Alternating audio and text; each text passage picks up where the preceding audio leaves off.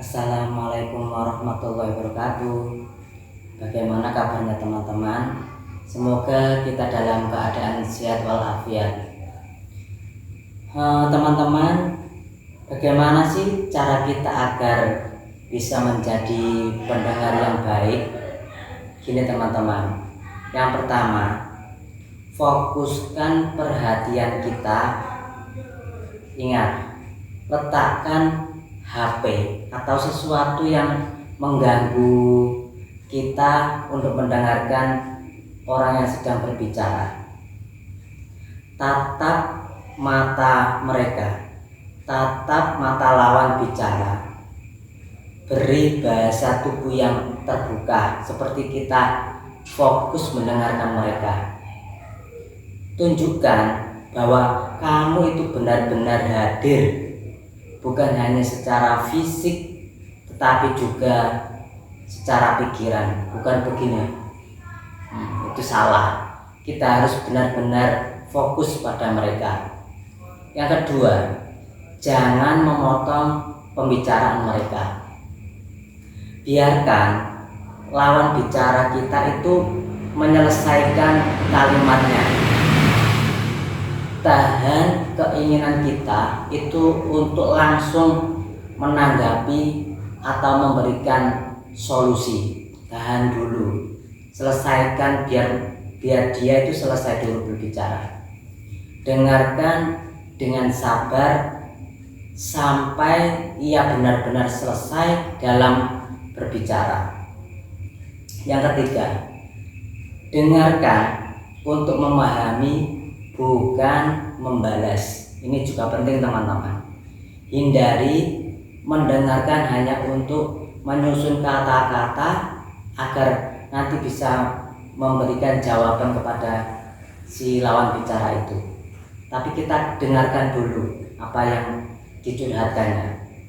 Fokuslah untuk benar-benar memahami isi dan perasaan di balik kata-kata si pembicara.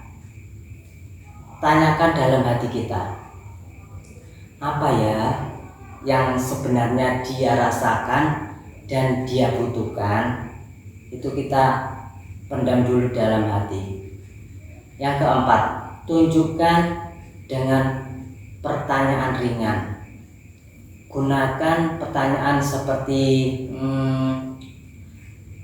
lalu apa ya yang terjadi, dengan ekspresi ingin tahu. Gitu teman-teman. Jadi kita itu benar-benar mendengarkan dia. Serius, gimana perasaan kamu waktu itu?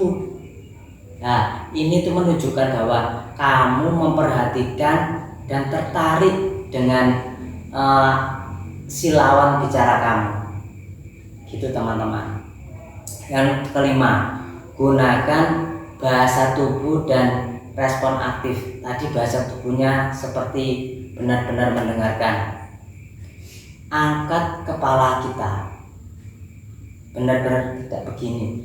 Angkat kepala kita, beri senyum hangat atau katakan oh gitu ya, atau jadi gitu. Tapi jangan terlalu sering hingga terkesan itu membuat-buat. Yang keenam, hindari menghakimi atau menggurui. Jangan kita langsung menyalahkan atau membandingkan dengan pengalamanmu. Dengarkan dulu sampai akhir baru memberikan masukan jika diminta. Kalau tidak diminta ya nggak usah. Maksudnya gini teman-teman, ketika seseorang bercerita, apalagi tentang masalah pribadinya atau hal-hal yang membuatnya sedih, marah, atau bingung, mereka butuh dipahami. Ingat, mereka butuh dipahami, bukan dihakimi atau diajari. Contoh yang salah, contoh yang menghakimi atau menggurui, ini salah teman-teman. Makanya jangan bodoh kamu, Udah jelas dia itu orang yang gak bisa dipercaya, malah kamu jadikan teman. Kamu sih terlalu baper. Ya, itu bahasa-bahasa yang salah. Contoh lagi, harusnya kamu itu jangan gitu. Itu salah kamu sendiri. Tanggung akibatnya. Ucapan-ucapan di atas itu bisa membuat lawan bicara kita itu merasa disepelekan, dipermalukan, atau tidak disegani. Padahal niat kita itu mungkin ingin membantu mereka, tapi kata-kata yang tadi itu kurang bagus. Lah, bagaimana teman-teman cara menanggapi dengan yang lebih sopan, yang lebih baik? Ya, kita itu alih-alih menghakimi, cobalah berempati dan pahami perasaan mereka lebih dulu.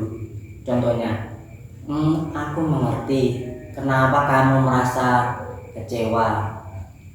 Pasti susah banget ya jadi kamu ngalamin hal yang kayak gitu.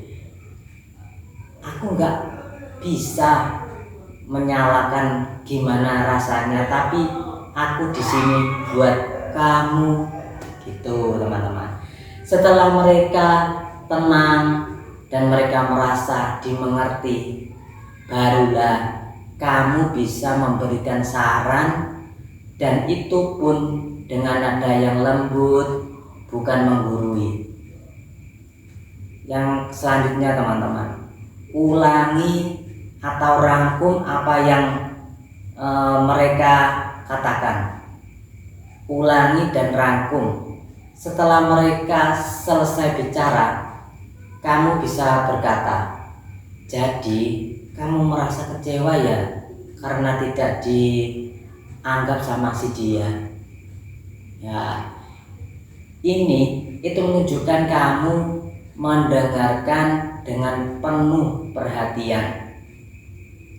Yang selanjutnya, sesuaikan respon dengan kebutuhan. Ini sangat penting teman-teman.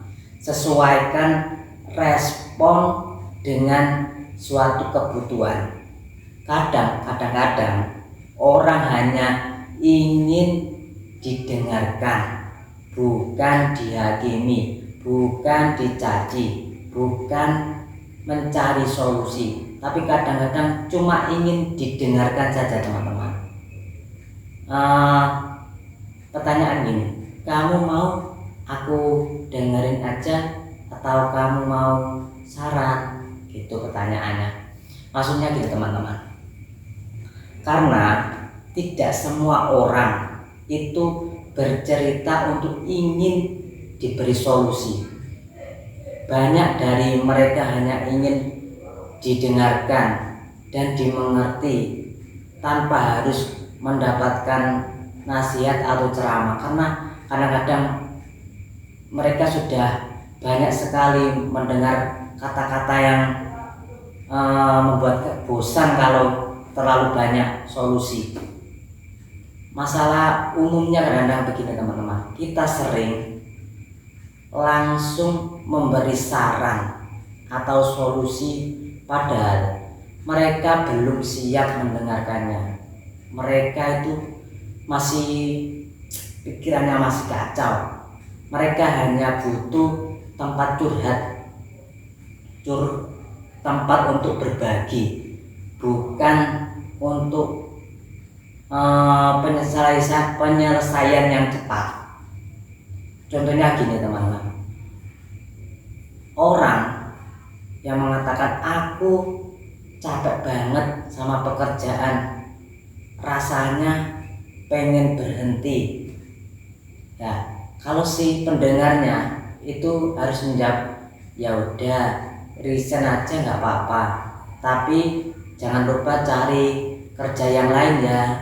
Itu padahal mungkin yang dibutuhkan hanya sedikit, hanya pasti berat ya rasanya, kamu udah berjuang sejauh ini. Oh gitu. Gini teman-teman, solusi dari seseorang yang tidak membutuhkan solusi tapi hanya curhatan saja. Begini, tanya langsung saja, tanya langsung sebelum kamu merespon mereka. Contohnya, kamu cuma pengen aku dengerin atau aku kasih saran? Nah, mau aku temanin aja atau kamu pengen aku beri solusi? Nah, dengan bertanya seperti itu, kamu menunjukkan rasa empati kamu. Jadi kita itu menunjukkan rasa empati kepada orang yang curhat tersebut. Nah, ini kamu itu bisa memberi ruang bagi mereka untuk merasa dimuliakan, bukan dihakimi atau disuruh-suruh. Kenapa sih teman-teman kata-kata yang seperti itu kok sangat penting? Karena begini teman-teman, karena setiap orang itu punya cara berbeda untuk menghadapi sesuatu masalah. Pendengar yang baik itu mampu menyesuaikan peran, apakah sebagai teman curhat, penyemangat, atau pemberi solusi. Itu tergantung kebutuhan lawan bicara. Makanya sebelum kita memberikan solusi, kita tanya dulu, kita itu si pendengar itu mau nggak kita nasihati. Nah, itu teman-teman. Yang selanjutnya yaitu rahasiakan dan hormati cerita mereka. Jangan menyebarkan apa yang dia ceritakan. Tunjukkan bahwa kamu adalah tempat yang ternyaman, terjujur, yang bisa diajak untuk berbagi. Ya, yang terakhir ini sangat penting teman-teman. Setelah mereka curhat, jangan pernah membeberkan curhatannya kepada orang lain, karena itu rahasia pribadi mereka. Nah, jadilah kita itu orang yang benar-benar bisa menjaga rahasia, bisa menjadi pendengar yang baik, bisa menjadi teman curhat yang nyaman bagi teman kita. Teman-teman, sekian dulu dari saya. Semoga apa yang kita bahas hari ini bisa bermanfaat bagi kita di dunia dan akhirat. Sekian dari saya. Assalamualaikum warahmatullahi wabarakatuh.